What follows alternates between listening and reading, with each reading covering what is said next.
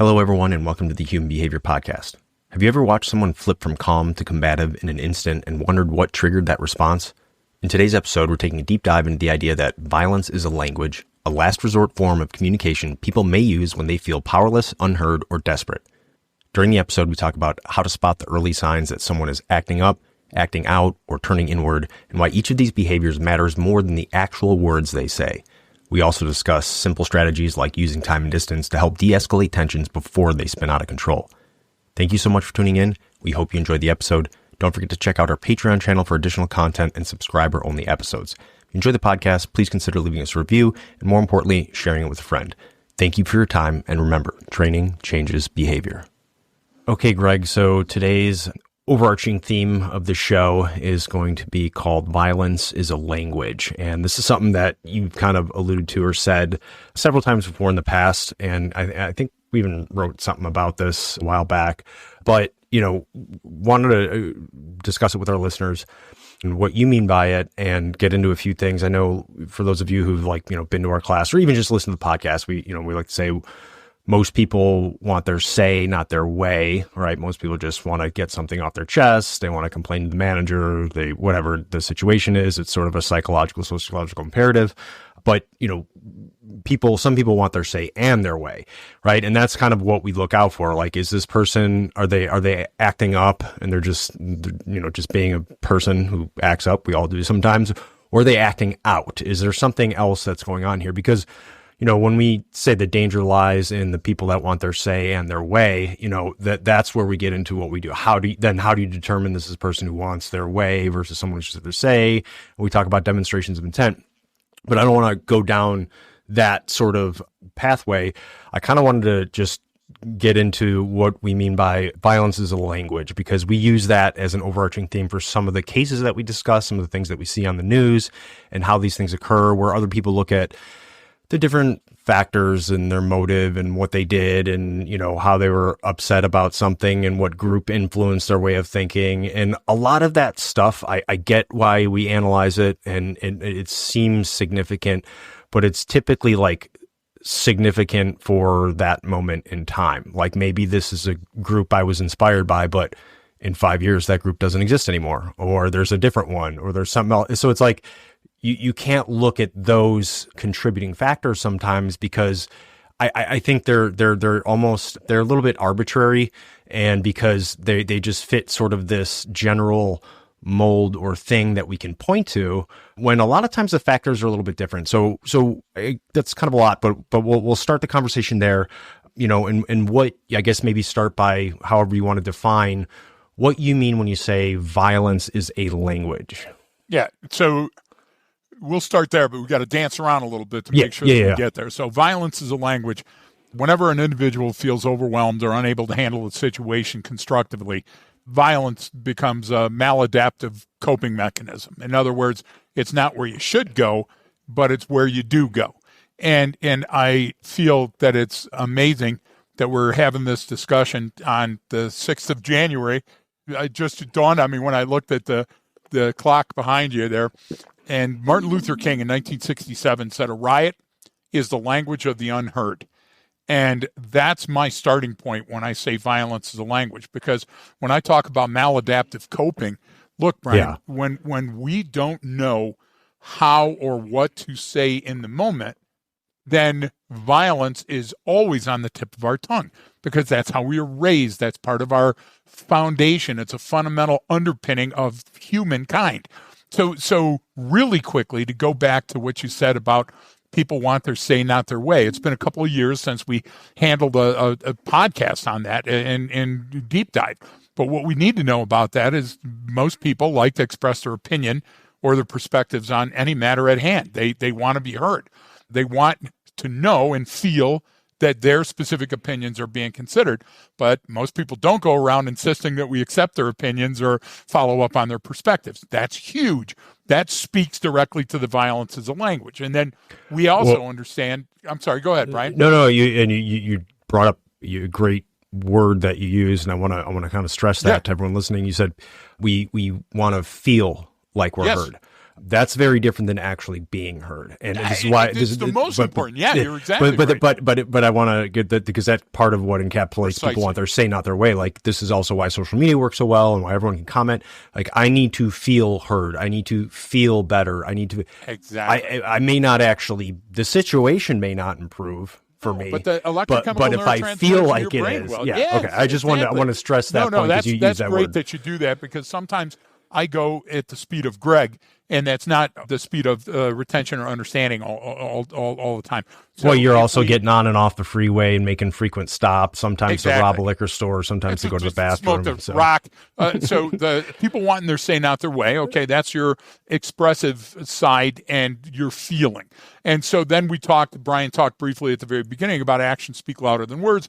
We did an entire episode on that. But these are the three that are important to you. Acting up. That's being loud, disobedient, misbehaving. Acting out, that's being disruptive. That means you're moving things around and touching people. And then what I like to call acting in, that's your human behavior signifying that you want to be left alone. You've gone internal. And I need to know about all three of those if I'm going to read the room. I got to read the tea leaves. And Brian, gestures are so essential communicating that we make them even when we're alone, but on a phone speaking with somebody else. We can all see that when we're alongside a car, because everybody's texting and speaking, and you see the people show exasperation, or they're trying to be demonstrative with their hands. So the next likely thing to that, look, words are important, but a pointy talkie chart got your son or daughter or husband through Iraq and Afghanistan during a war, okay? Trade happened in the world, even though we didn't speak the language or understand the culture. But then pidgin English and pidgin language came up as a language of trade, where we took those key things that we understood and put them together. I don't know if you've ever seen The Sopranos, but they had a Johnny Cake episode on it. And every time that Johnny Cake episode played, I laughed, because Johnny Cakes, everybody knows what they are on the East Coast, a very East Coast thing. That's not where they came from. They came from places like Trinidad and Tobago, where they were called journey cakes. And people were mispronouncing the journey, the hardtack that you had in your saddle when you were going to different places. So all of our language comes from us defining what those words mean, not the word. The rose by any other name. Do you get it? So violence is always there. And when it's like if you think about certain things, when push comes to shove, hey, let's put that on a punch list. Hey, adding insult to injury, let's take a stab at it. All of those things are violence born. Why? Because when you felt that you were being misunderstood, not understood, you couldn't get your voice heard, then you resorted largely to physical actions. And you know what? If it wasn't a physical act, then it certainly was intentionally causing harm through words. That's violence too. And there's a whole school of thought out there, Brian, that would tell me, oh, no, that's not the way things work. If it's not a physical act, then speech can never be violence. I call bullshit. I call people that like you and me that have chronic exposure to violence, Brian, are much more prone to resort to violence to be heard when we feel that we're not being heard. And it's a character trait, perhaps, or maybe it's our maladaptive response to humans, but that's what we do. So, yeah, and you call it the maladaptive coping mechanism. And it's you know, I look at it as, it's not that I see this kind of misexplained or misunderstood a lot of times, because when people do this, you know, we're just a few steps away from complete chaos and people fighting in the streets. And it's like, no, we're fucking not. You know how I know that? Because it's not whatever happens. Like when shit goes down, people band together and they work together as a tribe or a clan or a family or community or city, whatever. But in a sense, you are saying that it's kind of like at the tip of our tongue. More for some people than for others, based on their life experience and training and a whole bunch of other different, or lack of self-control or lack of, you know, emotional or regulation, mental illness, or no critical alcohol. thinking skills. Yeah. Brain damage. There's a bunch.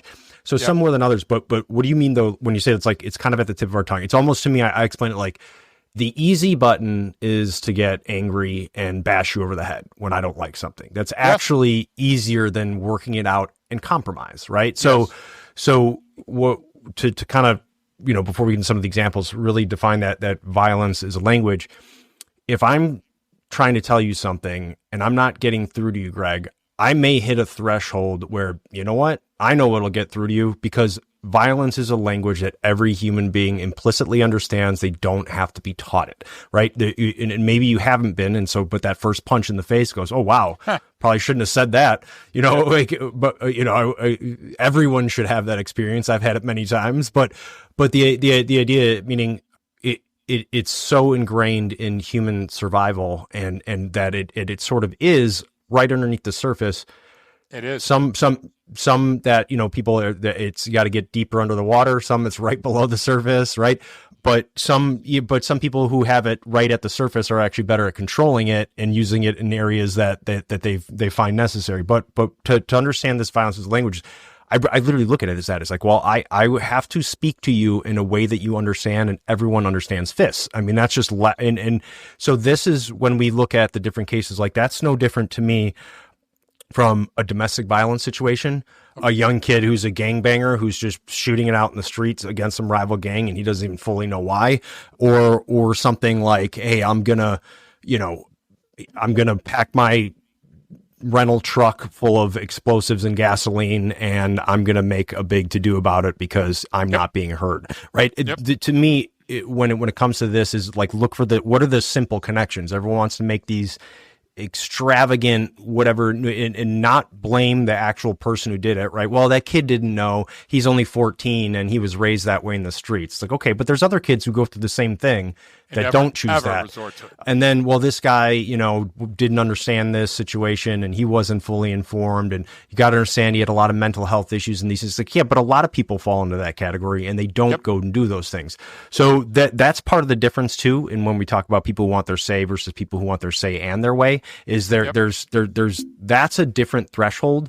It's a small amount of people, I would say, right? It's a very, it's statistically insignificant almost sometimes. However, everyone else also fits into that, we'll call it a continuum somewhere, right? You're all in it somewhere at some point on there. And raising to that next level is going to be dependent on a number of different factors, but they're typically internal and not external factors, meaning it's not that it was ISIS, because if ISIS didn't exist, that guy would have found a different group to associate with, right? It's not the trenchcoat mafia because, that's not even around anymore, but there's still school shootings, right? We can pick whatever thing that we want to do, but it's a little bit deeper than that. And that's where you kind of come up with why I like the phrase violence is a language. So what do we need to know about that then? Or how do I understand that better? That's great. So I would say if there was a talking point that occurred before that, because violence is a language is one sentence, and it's very meaningful to me, and I've used it ever since we've known each other. I would say that the preceding sentence would be de-escalation is as essential as the ABCs to language. And we have created de-escalation as a thing, but we don't understand that de-escalation has been around just as often as gestures for speaking. It's a part of how humans are built. We normally de-escalate because it's in our favor to make friends and make tribes and make groups and make love and do all those wonderful things. So clearly, the defense mechanisms don't come up autonomically unless we see a sign of danger or additional opportunity. So the idea there is that we try to make de-escalation a module, a thing. Well, it's how we're built. It's how our chemical structure works in our brain. That's like face recognition. It's there because we look at a person and we see the emotion on the face and we go, well, generally, unless I'm being fooled, this is a good situation. And I think this person would fit in my tribe or clan or pants. We got to be very obvious with that. And the idea back in the late 70s, Brian, in the dojo, when we had the logo made for the karate school, it had the letters stylized SMOBM. And wear your big boy and girl pants out there. It meant show me or blow me, because every dojo that I was going to as a black belt, there's a lot of theory, Brian, but not a lot of people throwing it down on the mat. And the idea was, okay, well, if you're thinking that this situation is actually, that should be, to be brutally honest, there's another violence term. If you're thinking that this situation can be resolved without violence, show me. Show me how that works. And what happened is people didn't understand the gift of time and distance. And that was literally the beginning of this. If I don't carry a gun, okay, well, what does that mean? Well, that means if I need one, I'll take yours. Well, guess what? How do you defeat that, Brian? Gift of time and distance. I can't get to your gun. Okay, do you see what I'm trying to say? The strategy didn't change, and you say, well, I'll wear 9 winter coats over my gun, so you would have to cut through me with a machete. You see what I mean? It's the idea of how you do it. So look, it's January 6th.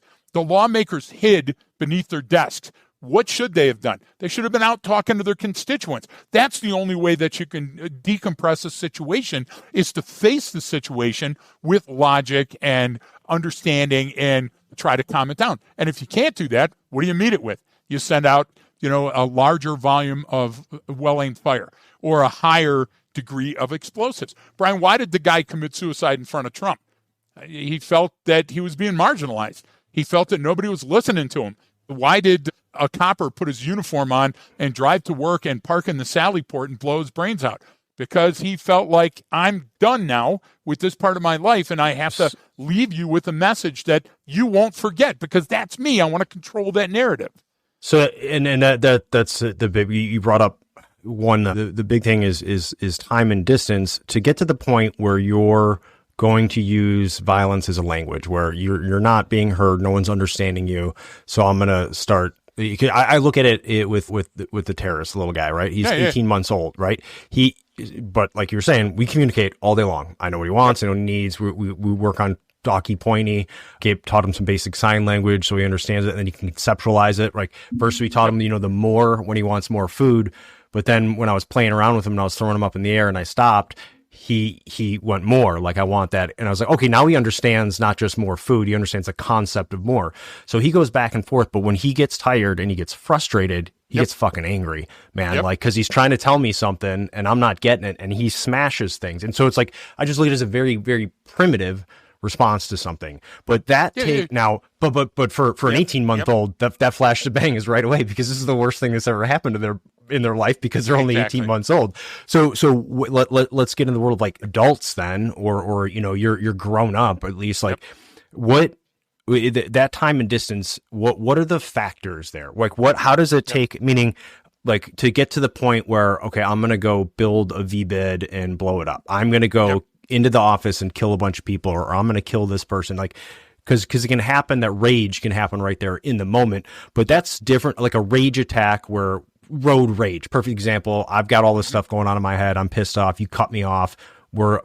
F you. I'm going to shoot you and kill you. Right. Well, that's different than carrying out like an attack, because there's the flash to bang is right there. They're in the moment, and boom, it's rage. We see red, right? We have different interpretations of that, even legally, but that's different when it's something planned. So like when you get into the time and distance, that's where things can get complex, because it's different for each situation. Is that true? Or how do I delineate these different situations? Because we like to lump them together under one concept. So how do I understand that? So just so I reinforce your final point before I reinforce this point, Z is 6 months younger than Brian's terrorist. And so Z was with us, Shelly and I, on Saturday. And every kid loved Shelly. There's something that Shelly exudes, whatever the pheromones are, that there's not a kid that doesn't come running to Shelly even the first time that they see her. She's like a magnet.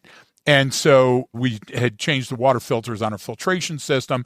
And so I was playing with Z, and then Shelly came up out of the basement. The noise caused Z to orient and immediately saw Shelly and wanted nothing more to do with me. Now, moments before, we were having a great time.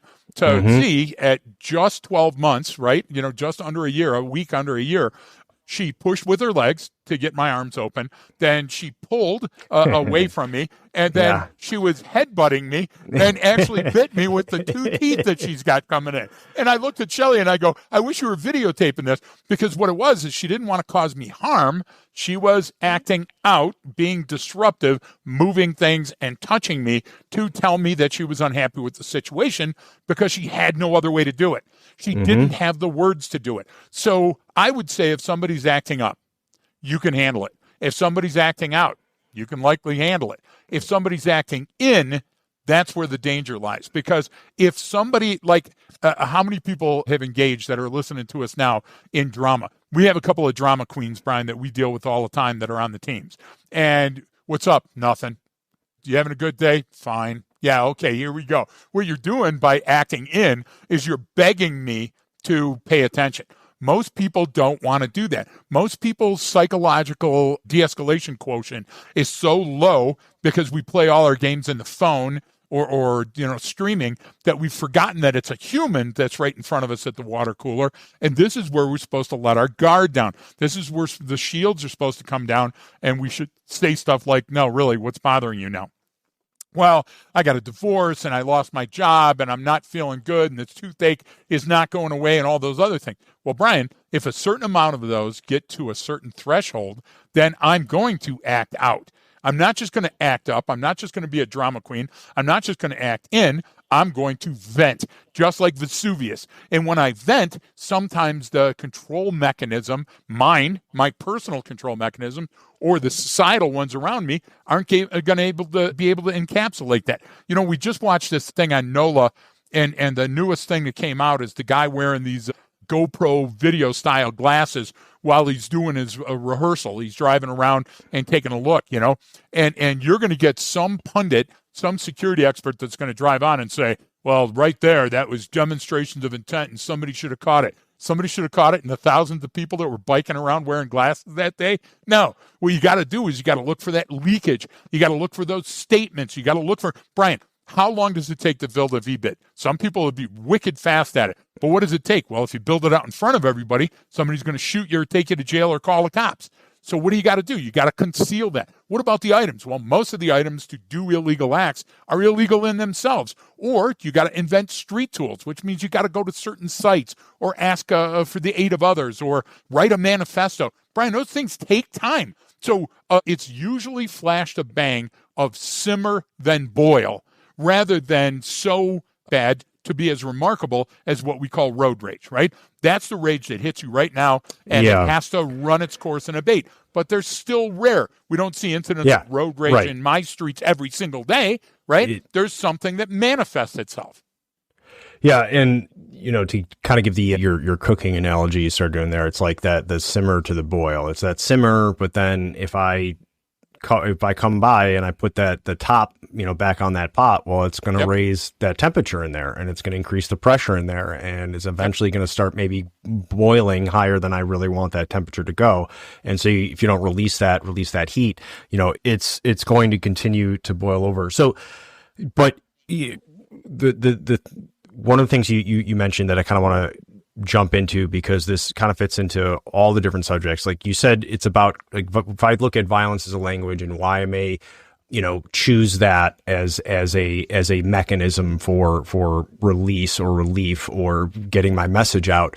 You talked about controlling the narrative. So is part of that violence as a language, is it a control mechanism, meaning whether it's the road rage incident or it's some sort of attack, a domestic violence thing, when I'm getting in there, let's say that this person is like, is there some, what I'm trying to get at, sorry, I'm kind of tripping over my words here this morning, but if I'm going to control the narrative, I can use violence as a language. Where the road rage one, it's still an element of control in a sense, because it's like, you cut me off, I'm in my lane. It's like, dude, this is a fucking highway, man. Like, it belongs to whoever's on here, right? But it's still that feeling of right now. That exactly. The internal factor of loss of control seems a lot more powerful and a lot more significant than whatever fucking group I'm following. ISIS radicalization, you mean? You get what I'm saying? Like, would you agree with me? May I depose you? Would you agree with me that some people are just assholes, and some people will find a reason to make your day miserable just because they like it? Yeah, something absolutely. About there are that some people like that. or situation or something. And you know what? We see them a lot because we're out in public more than other people, and we travel a lot. And I've seen it in the airline industry. Amazing amount of stuff that people go through to give you a hard time. Like, pardon me, brother, I'm not your brother. Oh, okay. This is where we're starting? You get what I'm saying? Because it's on now. Now, that may have worked with the 7 people before me, but Greg's here now. And I want to introduce you to my psychological brand of warfare. The idea, Brian, is that when we take a look at NOLA and we take a look at the attacker that was there, of course that could have happened. Of course it was a manifesto. But when you get an angry person that's full and they're done, okay, they're going, like I'll give you one. There was a judge on Christmas, New Year's, one of the holidays, and it doesn't matter which. Read our book and look up how the 7-step works and the cognitive rule of threes if you want to go deeper. But there was a judge that showed up for his last day of work. At the end of the last day of work, he put his robes on, he sat at his bench, and he shot himself. I cannot tell you in my career how many I've done, at least a dozen that I know that have done that exact same thing. Why? Because he wanted to control the narrative. It was a place he felt comfortable, and this was the place he wanted to return to more than anything else. And when that was denied him, this was his. Now, look, he could have shot a defendant. He could have shot the bailiff. He could have gotten in a shootout with security at the court. But that's not his brand of violence as a language. His violence was directed against himself, okay, because he was closing the chapter of the book. My life is at end right now, and fin. And then the lights go dark, right? Your NOLA guy said, man, I'm in pain, so I'm gonna spread the wealth. I'm going to spread the pain to a whole lot of people. And you know what? You're going to have to read it now because I'm going to put an exclamation point on the end of it. Now, Trump guy did the same thing, but I don't think Trump's guy was an intent to kill anybody because he had an hour of driving around the building. You get what I'm trying to say? He could have pulled up in a parking lot. He could have pulled up in the airport parking garage. He had the capacity to do that. So you've got two capers that seem intertwined, but when we get down to the nitty-gritty, it's about the human at the end of the equation. And that's where we need to start. We need to talk about humans to humans. And when I have a shitty taste in my mouth, I got to take a drink to get it out of my mouth. And sometimes that drink is alcohol, sometimes it's drugs, and sometimes it's the muzzle of a gun.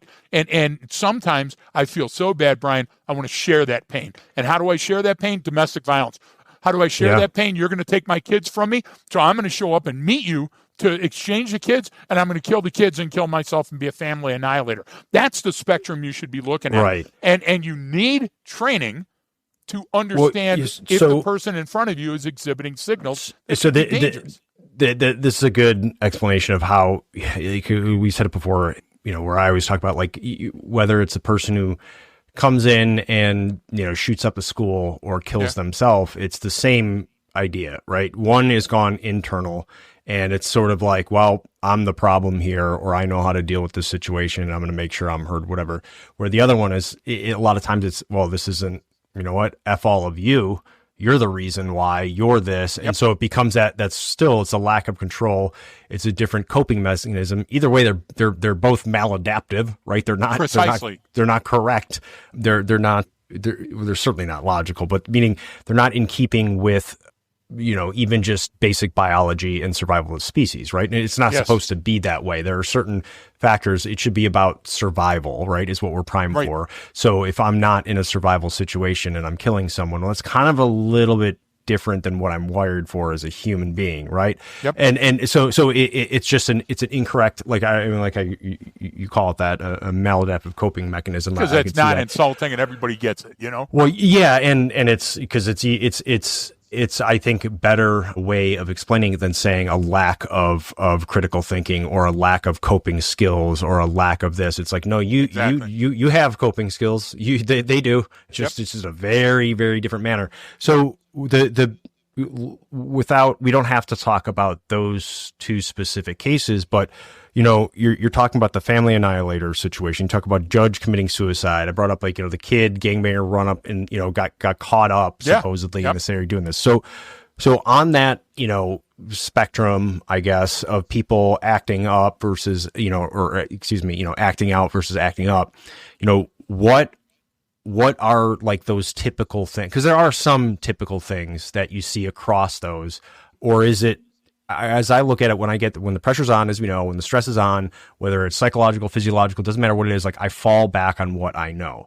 So if I fall back on my lack of critical thinking because I'm a kid and I'm a gangbanger and all I know is violence, that's what I've seen. Well, that's a viable solution for me. If I've seen other people carry out attacks and was fascinated by them, and you know what, I know I'm going to lash out at everyone. Well, now that seems like a viable solution for me. So what are the other indicators, in a sense, and I'm not asking for a list of things to look for because it doesn't really exist, right? But right. What is it about what typifies that behavior in people that you don't see in other people? Because it's not just there in that one thing. Because what I'm saying is, if I'm carry out a highly organized attack, I'm likely organized, in other areas of my life. That's not a bad thing. Maybe that makes me a better employee. Maybe that makes me better, And you know what I'm saying? Exactly. So it's like, how do I take the comparisons that are good in a sense that aren't a bad thing? And do I have to look at them as being, well, how would this person use that in a negative way? Or what other things do they show that I see someone leaning towards that area? Because we get asked our opinion a lot on different cases or things. We have clients that reach out, and this is basically what it comes down to is this the guy that's going to come in and do this because they're hitting all of these other areas, right? Yeah. And that's the hardest part to do, because it's so case specific, right? I mean, it's so specific to that individual sometimes that it gives the appearance of it being a lot more complex than it actually is. Does that make sense?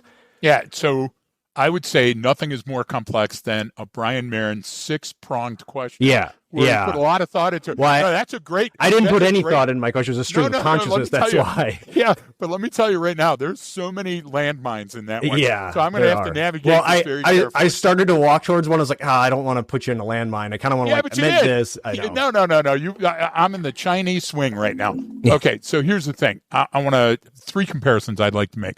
The first one to what you said initially, and it's why there are social constructs that are also physiological constructs that delve from sociology to physiology to psychology. Murder is wrong in every country on the face of the planet, committing murder, because it's not a good thing to do, dropping somebody from the count when you need a good, rich, wide group of people to procreate. But every country on the face of the planet has justifiable homicides, okay? And they also have war and even the religions say there's certain times that you can fight. That's an important distinction. Folks, dig into that. There's an answer there. Mm-hmm. Compare that, the opposite side of that same coin, to incest. Incest is not a viable gene pool. So no matter how good your second cousin looks, I don't know what the numbers are or whatever, there's a thing inside of you that makes that revolting. And that's a good thing. And there's no country on the face of the planet that says, thou shalt sleep with thine youngest. That's bullshit, because that doesn't go towards procreation. So if you take a look from law or from science or from genetics, you're going to come up with the same answers. And we like that. Brian, you and I both like things that are simple in science. They're not binary necessarily, but they're simple. They're simplified. So that elegant. Takes me, elegant. Yeah, simple. So simple they're elegant. So that takes me to master manipulators. And I'll explain this. If you attempt suicide and you don't complete it, there's a very low chance you'll ever try it again. Because many times the people that attempt suicide are screaming for attention, and negative attention is attention nonetheless. And what I mean by that is, if you have or surrounded yourself or met a master manipulator, your kid's going to be either really, really smart but doing shitty in school, or they've got you thinking that, look, the only thing that's going to make me come back around for that birthday is that handgun we've been looking at on that wonderful first-person shooter. What's happened is you've encountered a person that's so cognitively based that they're thinking so many steps ahead of you that they're already planning their school shooting or suicide or whatever is in their narrative, but they're on chapter 17 and you've just cracked the book. And as a parent or as a teacher or as a counselor, you're missing these cues. And why are you missing the cues? Because you're so close that you're up and out or down and in, and you can't balance those against what's in front of you. Master manipulators will steal the radio and leave you the music, and you won't notice it. Why? Those are the signs you should be looking for. If I've got time to brood so deeply that I'm writing a manifesto and going on my Facebook page and updating it and still amassing matches and fireworks and all this other stuff, Brian, that takes a lot of time. You got to be out of work to do that. I don't know anybody that can maintain a normal 9 to 5 and go home to mom and dad or the kids or whatever, mom and mom, whatever your relationship is, and pull that off. Take a look at the people that we've seen do that. They are acting in. They've dropped themselves from the radar because everything's internal. So they can't hold down a job. They can't hold down a marriage. They can't hold, maybe they got other things that are competing with them, because your high functioning person is also going to be a manipulator. But guess what? They're going to be in the band and they're studying a new instrument. They're learning origami for, whatever else. And they've got a new language going. Every time somebody goes, there was no sign of suicide before it happened. There was no sign of this. I bet you if you look deep enough, there was a whole bunch of signs, but you misinterpreted those signs. And that's okay, because we're humans, because that person fooled us. They wore another mask. And when that mask was on, we missed those cues. So let's take a caper that everybody knows about, and I'll go out on a limb with you, because where I go, you go on that limb, bastard. The sheriff that shot the judge in his chambers. Okay, that sheriff and judge knew each other. It was in Tennessee or Kentucky. And there was an ongoing relationship between them where they knew each other, they worked together, and then something occurred. And they're still working out what that something is. But something occurred that was parallel to a case they had running, where a deputy was fired and charged for using his office to gain sexual favors at some point. And then there was an allegation that the judge had recording equipment in his office, and that's how they discovered one situation. But that may have led to the discovery of the judge himself. I'm talking about rumors, folks, was involved in some clandestine, surreptitious sex for free bail or something, basically. Something, but that there was also a recording of those things. Now, at some point, the sheriff is either, again, speculative, Your Honor, involved in some degree, or is so insulted by what's going on that he confronts the judge. During that lunchtime meeting, the judge brings up, hey, you better watch your P's and Q's because this is going on, or I'll end you, or whatever else happens there. And now that conversation goes back to the private chambers. Judge doesn't understand or see how important this is to the sheriff in the moment. He's lighting a cigarette, he's smiling, he's making light of it. Brian, the sheriff is at road rage. He's in the red. And he all of a sudden goes, well, I need to take over this narrative. There's no way this is going to end well. This is a shit sandwich. And guess what? You're making light of it? No, that's not going to happen. Pulls out a gun and starts shooting. Had the gun not been there, he would have choked him or beat him to death. Had there been an axe or a knife, he would have stabbed him to death. So the vehicle happened to be a mass casualty-producing, fatality-producing weapon. But if he couldn't have done that, he'd have built a Molotov cocktail. Fuck, you can go to Looney Tunes and learn how to build one of those. Those are on kids' cartoons in the morning. Do you see what I mean? So it's the violence that's the language, not the means.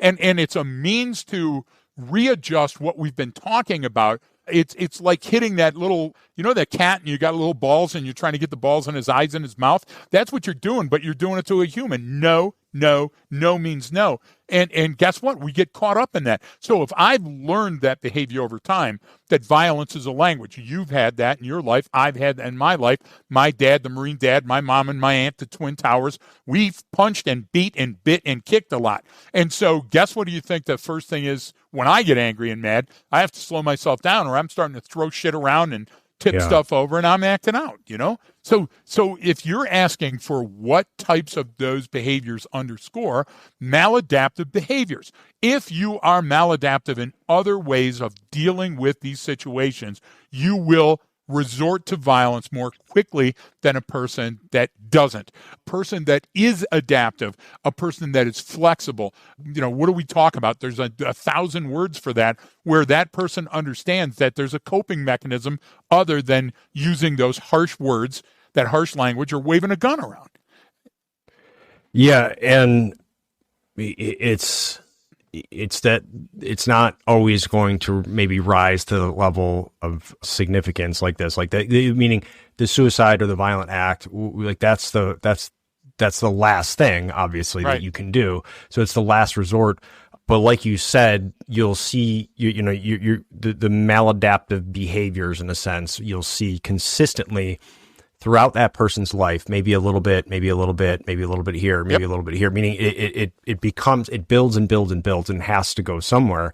You know, I have, it's even like, you know, relationships where people will ask me relationship questions. Why? I don't know. I tell them, like, for obvious reasons, obviously don't ask me about that. The like poster child. Don't. For failed I'll tell you. Relationship. Well, like, I'm talking about human behavior. Like, if you want to get a relationship dynamic between, you know, people dating or whatever, like, look, I did not my thing. However, like, someone was asking me about this person they knew, and it's like, well, what do you think he's going to do? I'm like, he's going to continue to do the same thing, because what he did was he was married, had a kid, was, you know, cheating on that person. They got divorced, got married, had a kid with the next girl, and then they got divorced, and now he's going to the next. I'm like, but it's going to keep happening. Like, yeah, but these are all failures. How does someone continue to fail? And I was like, well, from their perspective, that wasn't a fail. Like, they actually got with a different person, and they end up getting married to them. Like, they end up like, okay, I'm with this person now. Then they met someone else, and okay, now, so it didn't really fail. It's like their relationship sort of got rewarded, in a sense. And it was just a different way to look at it. And that was just one example. And they're like, so what do you think? Is it going to change? I'm like, not unless there's a lot of work to be done. I can predict that exactly. Your past behavior is likely to be future behavior, but in these situations it escalates. Most people don't raise that level. Like, you know, the biggest thing is you see something attack happen like this, or like a school shooting happens, and what usually happens within the next week or two right after that, there's usually another one, because someone's sitting there on the edge of that sort of precipice, right? And they're at that point, and then it becomes very simple, because you are in a very sort of simple survival state at that point. It's like the monkey see, monkey do. It's like, oh, okay, that person did it, I can go do this, right? If they could do it, I can. And that's kind of what pushes it over when you see that. But you brought up the difficulty in seeing that, like, you know, not seeing the forest for the trees sometimes, because we really don't expect these things, even though every day there's another example or something you can point to. Yep. And it goes down, and which is why we're always making these arguments about how we analyze the situation. Because if I just look at it as what education they had and whether or not they were abused as a child, or they were on drugs, or okay, well, what if none of that existed? What if that group didn't exist? What if there was no drugs or alcohol? Like, these things would still happen. Like, yep. Meaning we pick these random things to blame, where you're saying here with violence is a language is like, okay, that person lacks the ability to effectively communicate what their thoughts and feelings and concerns are. Right. Yes. So before they even get into whether or not they're valid, it's like they're not feeling that they're being heard, because they're not being heard. Now, whether or not you're going to fix that on the person I don't care. That's not what we talk about. We talk about the recognition of where that person is at. It has to go somewhere. You have to get it off your chest. If you lack the critical thinking skills, if you lack the emotional maturity to do that, you still have to be heard. Like, you have to complain to the manager. You have to do these things. So it's not always, it's a normal part of the human condition under abnormal circumstances or coping mechanisms. Exactly. So look, rape is a crime of violence, not a crime of sex. So with rape, your tool is your tool, literally. And what you're doing is you're showing that you're mad or hate men or women, depending on who you're raping, or children, not that you're getting off on it. That's what you think you're doing because of the endorphins and the chemical imbalance and everything else. And I've never been around a water cooler where somebody just in a casual conversation dropped, I'm going to go over and rape my neighbor's fucking, 13-year-old this afternoon. That sounds like a good thing to do. That would stick out like a sore dick. So nobody's going to do that. So you're wondering why these folks have to marginalize their behavior. And what I mean by that is they have to hide in the seams and gaps, because mainstream, it's really hard not to discover a person like that. So I've known people that changed semi-automatic weapons into full auto. And that same person then went on to make a silencer. And then after a while, my friends with the ATF visited their house, and those people got the stuff confiscated and went to jail. Why? Because they went past their fantasy about having a cool weapon and started building shit in their basement. And I didn't know where it was going to lead to, Brian. But every time that I started following the line across my yellow pad, I couldn't come with he wants to silently deer hunt in a park by his house. So I would say if you take a yellow pad, and always set it rectangularly for when you're doing this, and take your stylus, take your pen or your pencil, and go over here on the left and start going on the right for your continuum. And then what you do is you create a little heartbeat. So you say something like, okay, so the person told their parents to F off. Okay, there's a little blip that's on the radar. But you know what? On Mother's Day, they hand you a card and said, I'm really sorry about that behavior. I was acting up. Okay, then we go a little bit farther, and that person a year later said F off to a teacher at school, got suspended, but then did all of the work that they were assigned to make up for it, and then some, and went back in the class and now is a model. So we all have those blips. Do you get what I'm saying? Yeah. And they go above the baseline and fall below the baseline. Now, if you compare that month to month, year to year, day to day, whatever your timeline is, Brian, and you start laying those over each other and shine a flashlight through the back of them, if all of those are relatively close to that baseline, that's life, man. That's the tapestry of life. Yeah. If all of a sudden you're getting these wild ups and downs and gradually from left to right, we see an increase from left to right. Now it becomes a funnel with the upper side of that is going towards the top of the scale rather than staying around the baseline. Houston, you have a problem, because that's what happens when people say, well, I wonder if my relationship is breaking up. Well, before the internet, Brian, I would stop at a little place at 8 and Shaner every single day on duty and get Shelley a card, and I would hand fill out the card with a poem and tell her how much I loved her. That got much easier. Yeah, romantic me. That got easier when we got to things like texting, because I can drop a text all the time. Yeah. You know how much I text Shelley, and I text Shelley all the time, uplifting stuff, like stop what you're doing right now and shake that ass. Here's a song. Whatever the thing is, because that communication to me is important, and Shelley and I communicate constantly. Now, all of a sudden, if you said, well, are they having a good time in their marriage? You could tell if that communication drops off, boom, key number 1.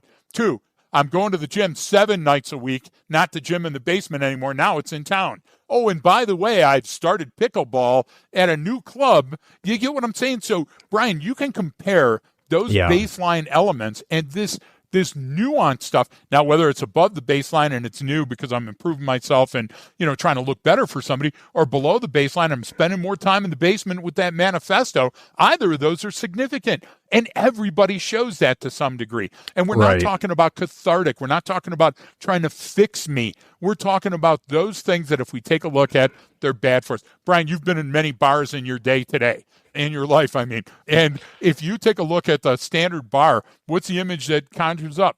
People sitting in chairs, facing a mirror behind the bar, and the drink is right in front of you. Want another one? Well, that ain't going to help you out of shit. So you have to compare those. You have to compare before what you knew of the person, a historical perspective, to now.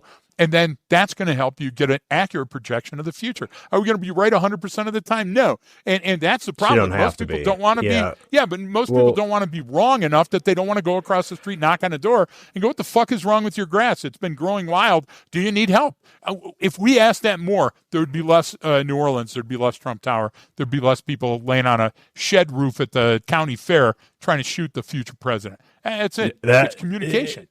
It is. And I agree with that statement that, this isn't a lot of these things are just, they add up over time because no one ever took the time for that person, or no one ever took. Now, precisely, you're always going to get the extreme cases where the person's never going to be. But those, again, like you said, they stick out when you do that. When they're just always like that, it's like, okay, this person is a ticking time bomb. They are always angry. They are always saying it's they don't take responsibility for any of their actions.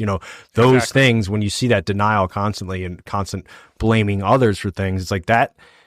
If you're a kid, okay. Like, you're still learning, right? Yep. I get it. You're an adult and you're like that. You know what? You're heading down a dark path. And then if you continue down that, it continues to reinforce it. If you continue to stay, like you said, if you continue to stay in that bar at 9 a.m. on a Monday, then the longer you do it, the longer you're going to continue to go down that path. But that's the same stuff with I've been wronged, or I have this information, or I'm following this on social media and I'm constantly eating and digesting all this shit. It's just going to eventually, it will sort of add up. And again, like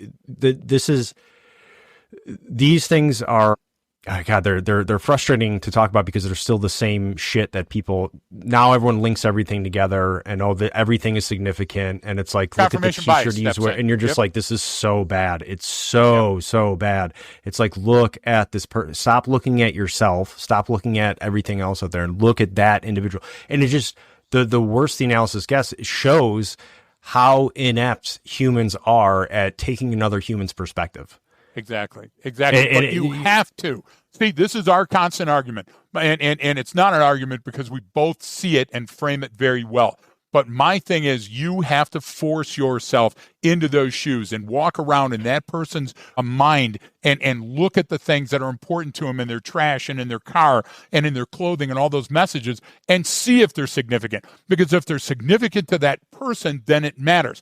If they're insignificant to that person, then you have to disregard them. But when we're talking about artifacts and evidence and support, look, why do people like apocalyptic films and books? Why do they like the zombies? The zombies have gone and now they faded. Now it's the apocalyptic, post-apocalyptic. Why? Because it's a world with no consequences. Why do you like first-person shooter? Because you get an assload of lives before you actually die. And what happens is that allows me to go out and play act. Okay? When you're play acting, you're not really killing. So there's a big difference there. But these people, Brian, when we're walking around in their lives and seeing their thing, it's all about the other person. You caused this. One day the shoe will be on the other foot. You'll see when things change. I'll make sure that you know it. I'm going to rub your nose in it. And would it surprise you that those people also abuse animals? Would it surprise you that those people also set arson fires? Would it surprise you? And we could go down that list, okay?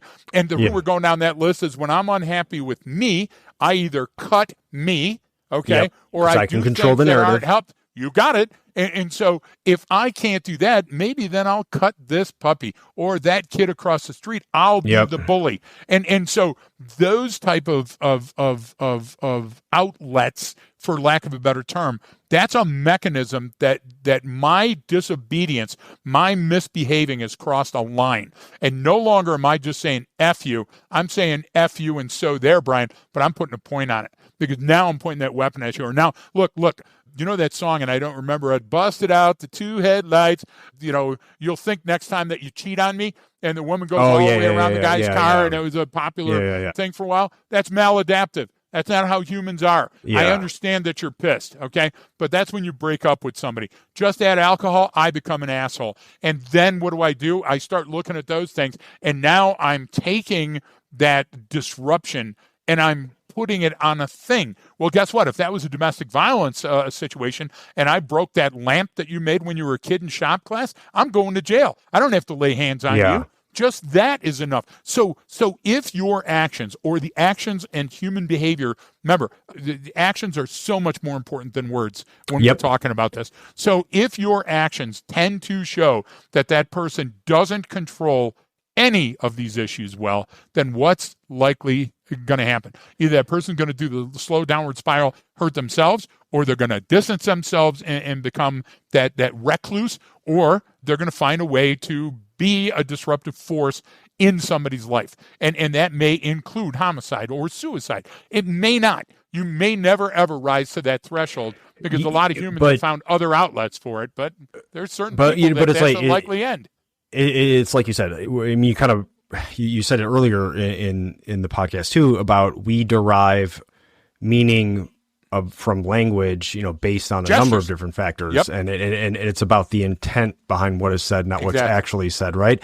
And this is another reason why if we're talking about violence as language, well, specifically like behavior in the general term is a language, like everything that we do.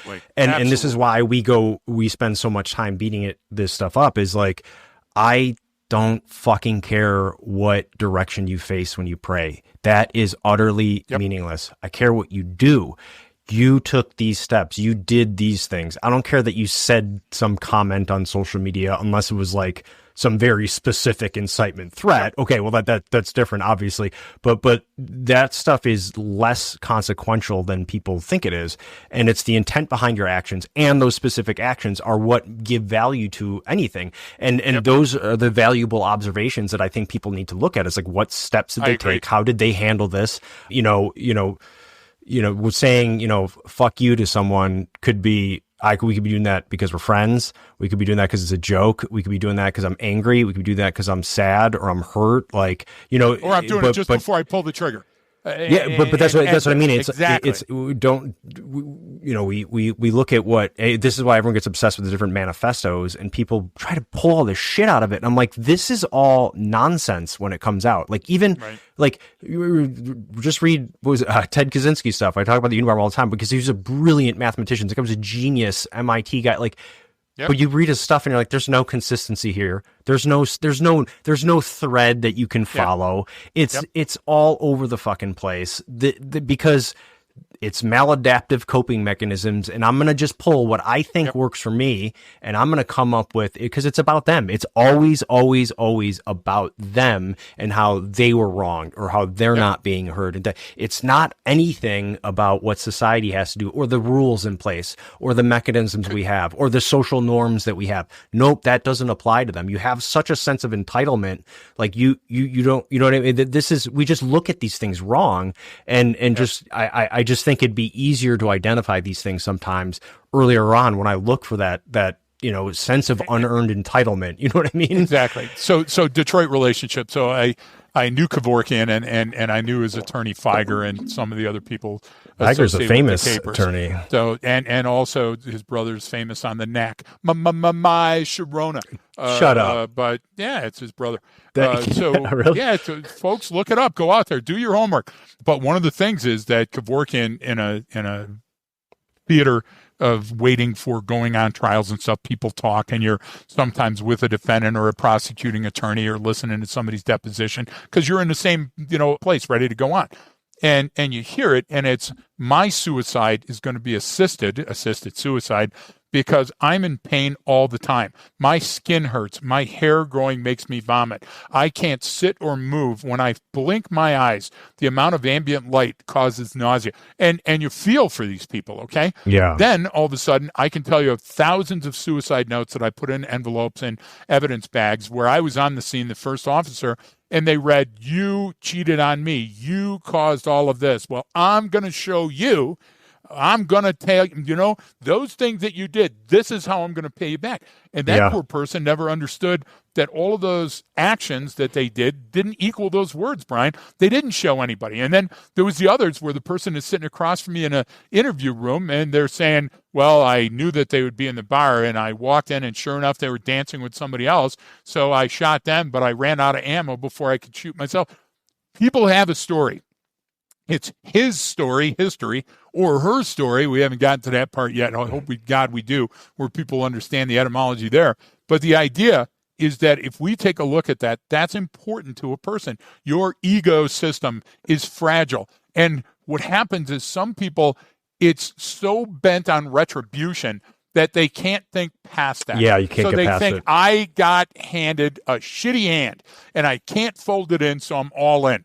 And if I'm all in and this happens, I'm going to commit suicide. If it's all in and this happens, I'm going to ram people on a sidewalk. But Greg, and that's why I said earlier why I call it the easy button. Because if I, it goes back to, if I have something or someone to blame that's the cause of all of this pain, physical, mental, emotional, whatever it is, that's easy because then I don't have to take the responsibility for it. It's theirs. Listen, so you remember this. This is a personal thing. I'm attacking you personally now.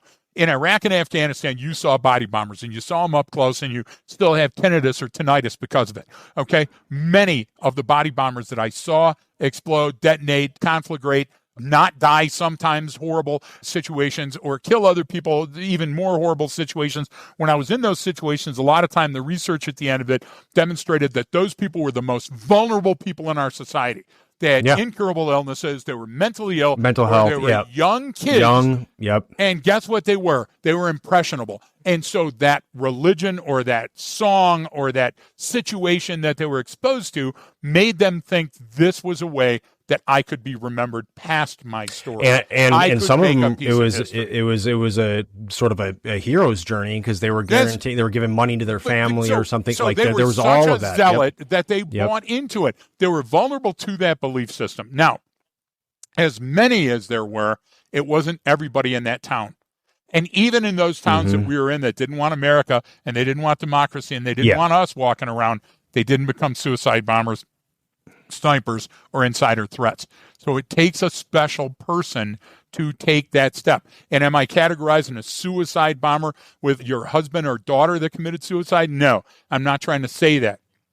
But I'm trying to say that that person wanted to use a felt tip marker and put an exclamation mark at the end of their sentence because they felt that they weren't being listened to.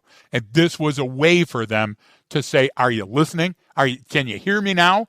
And I know how horrible that is, Brian, but that's a thing that we have to come to. And look, Flash to Bang is different now, but it wasn't all that different when Ben Franklin was around. It wasn't all that different when Hammurabi was around. So there's periods when things get a little bit rough that people resort to that stuff, and then things tend to even themselves out. But you know what? There's still that person in the corner that's smoldering, and the fuse was lit, and they're burning, and they're going to do it no matter what. I mean, Brian, just at the top of your mind, could you come up with 5 or 6 people that you've studied their capers extensively, and you knew that that was a bad seed, man? That fuse had been lit when they were a kid, and it was just they were waiting for an outlet. Well, so, but it's rare, thankfully. Even when you see it before they get to that, it is rare. Yeah. But like if you haven't been properly socialized by the age of about 7 or 8, it probably ain't fucking happening for you. And it's sad when you see that where you're like, this person is unlikely to survive, Klebold let and alone Harris, thrive. Master manipulators. Okay,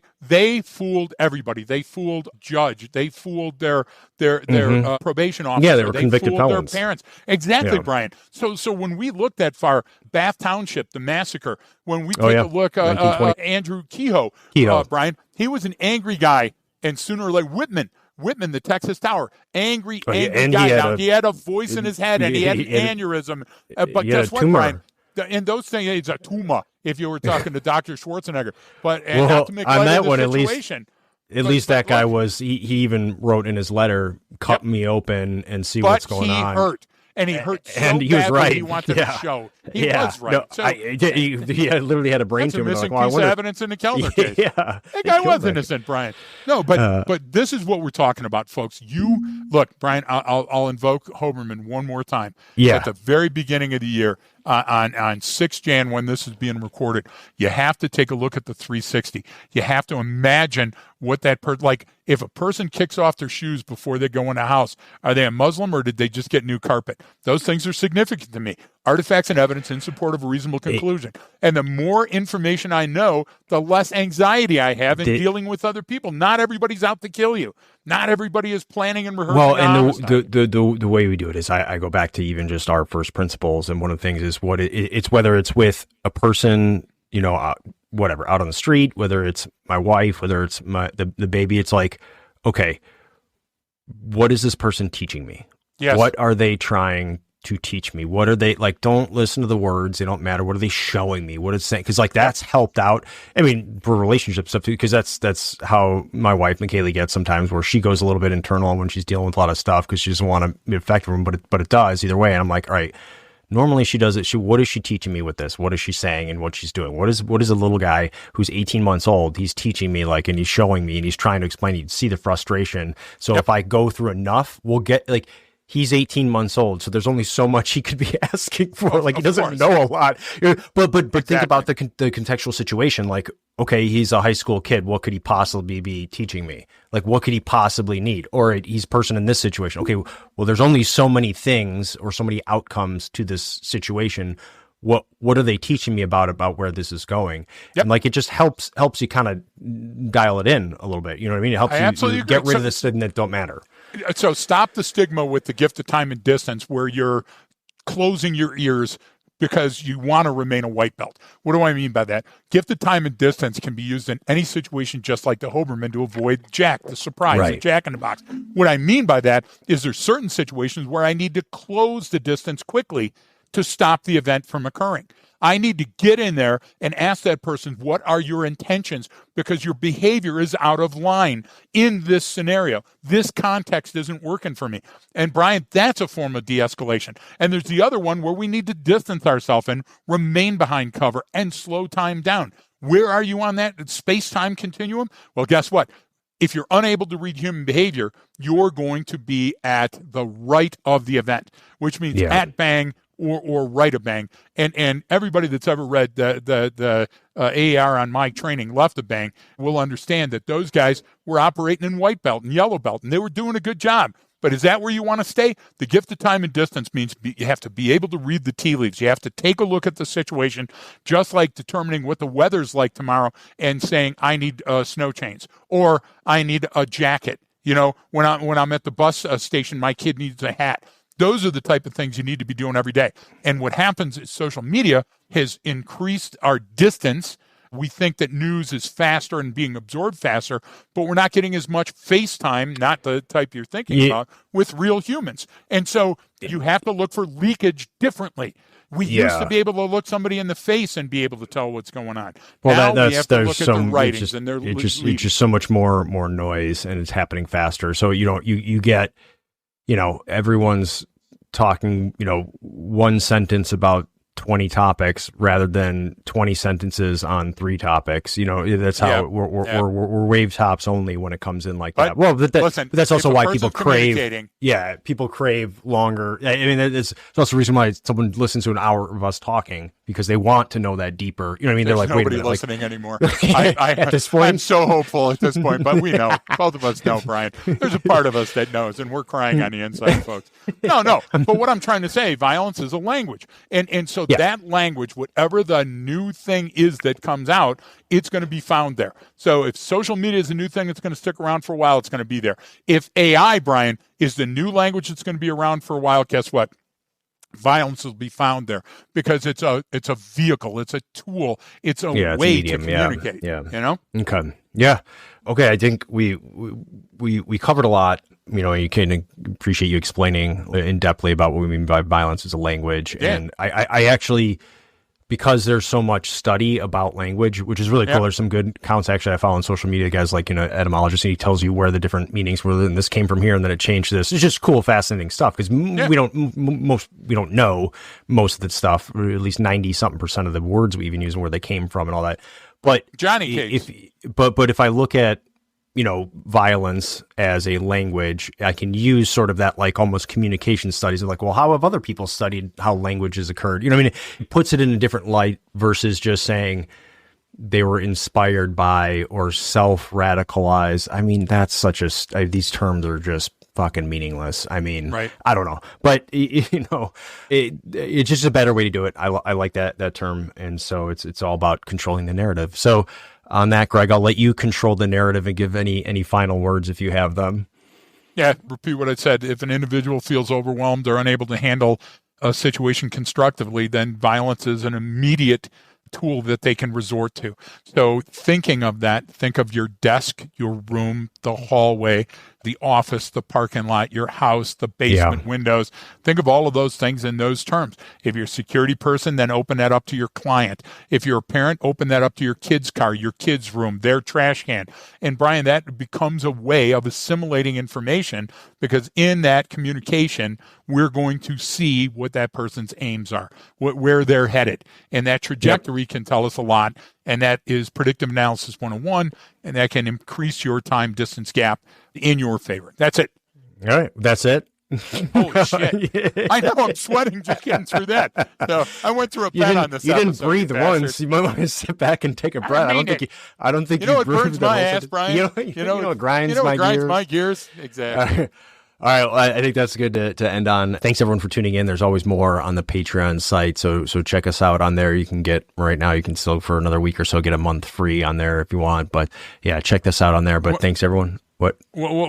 Before we bring it to close, I'm so sorry. Babette's in the hospital. Everybody pray for Babette. She's a fan. She listens to the episodes all the time, her and Richard. So shout out to her. And real quick, I apologize to take your time for this too. But if we think of Kevin Castle, Kevin's out with that triple knee surgery, bypass, all that other. He and Tila listen all the time. So he just got out of the hospital and is on rehab. Say a little prayer for those folks. Keep them in your thoughts, folks. Yeah, it's good. Appreciate that. All right. Thanks everyone for tuning in. And don't forget that training changes behavior.